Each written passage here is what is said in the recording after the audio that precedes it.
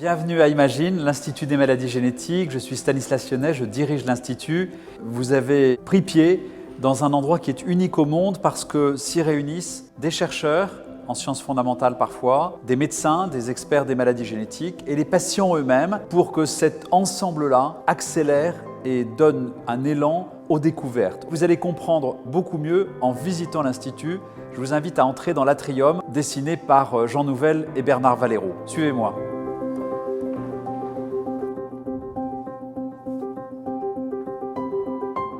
Ça résonne un petit peu parce que certains ont dit qu'Imagine était une sorte d'église ou de temple laïque pour célébrer la meilleure science d'aujourd'hui qui invente la meilleure médecine de demain. Nous nous battons tous pour que ce soit exactement ça, c'est-à-dire un endroit où vont converger des patients, des familles qui sont atteints de maladies génétiques et qui posent des questions qui au fond sont très naturelles et très simples. Quel est le nom de ma maladie? Quel est le gène responsable?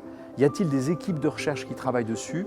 Y a-t-il un diagnostic? Y a-t-il aussi un traitement? Car c'est évidemment vers cela que Imagine est tendu. Vous allez donc trouver ici au rez-de-chaussée, dans ces espaces et ces boxes de consultation, les experts les plus remarquables des maladies génétiques. Qu'elles touchent le rein, le cerveau, l'immunologie, l'hématologie, les maladies du sang, la dermatologie, les malformations congénitales, etc., etc. Vous allez aussi trouver un espace dans lequel il y a ce qu'on appelle la recherche clinique, c'est-à-dire là où ces patients, un beau jour on l'espère, reviendront après la recherche fondamentale pour tester ces innovations thérapeutiques.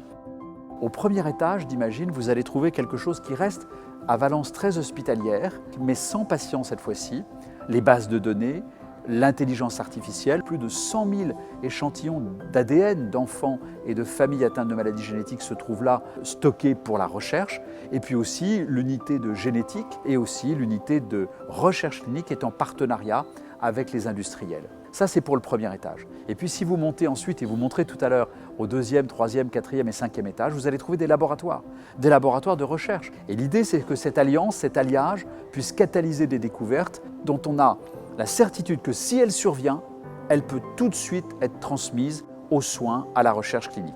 C'est ça, Imagine, un accélérateur entre les questions des patients et la réponse, la riposte thérapeutique au travers d'une recherche. Bienvenue à l'Institut, passez quelques minutes avec nous et je l'espère, revenez à Imagine.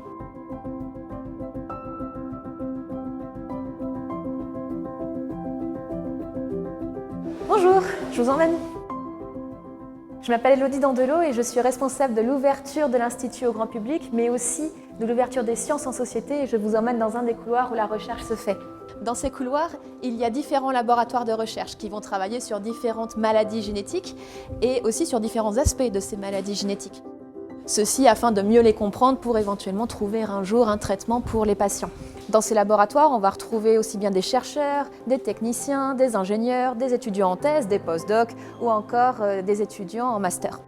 Il y a les laboratoires, mais il y a aussi ce que l'on appelle les plateformes technologiques, qui elles vont être spécialisées dans des aspects techniques, dans des expériences qui nécessitent des technologies de pointe et pour lesquelles il faut une expertise très poussée. Et c'est pour ça que ces plateformes sont d'une grande aide pour aider les laboratoires dans leurs différentes démarches.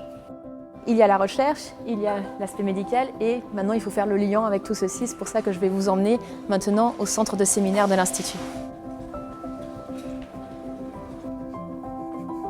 Donc, bienvenue dans l'auditorium d'Imagine.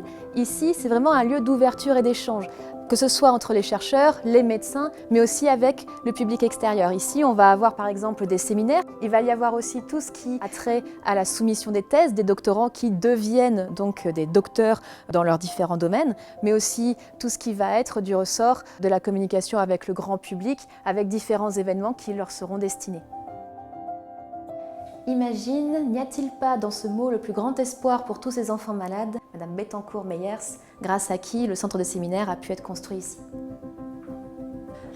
Notre voyage dans Imagine prend fin ici au 7e étage, qui est un lieu de rencontre pour les chercheurs qui peuvent discuter ainsi de leurs différents projets ensemble à différents événements qu'organise l'Institut ou qui sont organisés par l'extérieur. Cet échange est important en interne, mais aussi en externe. Là, aujourd'hui, avec le contexte sanitaire, ça devient un peu compliqué, mais habituellement, l'Institut a à cœur de rester ouvert au grand public, au public scolaire, par exemple, mais aussi au public international scientifique.